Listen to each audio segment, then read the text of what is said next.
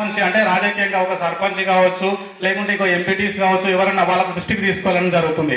అయితే ఇక జనరల్ గా మన సమస్య ఎప్పుడు జటిలమవుతుందంటే, ఫర్ ఎగ్జాంపుల్ ఒక పార్టీ ఏదైనా ఒక పార్టీ అధికారంలో ఉన్నప్పుడు ఆపోజిట్ పార్టీ వారికి సమస్య వచ్చింది అనుకోండి, వాళ్ళు ఏం చేశారంటే ఈ అధికార పక్ష వాళ్ళని అడగలేరు.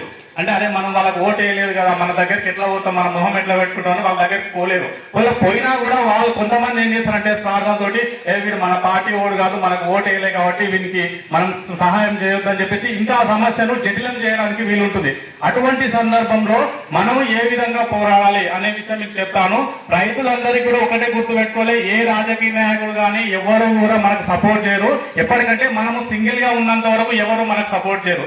మనము ఒక సంఘటితంగా ఒక సంఘంగా ఏర్పడి మనం బలంగా ఎప్పుడైతే మనం ఒక 10 మంది 100 మంది ఒక్కరి సమస్యను అందరి సమస్యగా మనం భావించి వాళ్ళ తరఫున మనం పోరాటం చేసినప్పుడు ఎంతటి నాయకుడైనా సరే దిగి వస్తారు. ఎవరు కూడా సమస్యను జటిలం చేయడానికి ప్రయత్నించరు, ఖచ్చితంగా సాల్వ్ చేస్తారు. ఎందుకంటే ప్రతి ఒక్క గవర్నమెంట్ ఆఫీసర్ కు ఈ యొక్క ప్రజాప్రతినిధికి ఎప్పుడు కూడా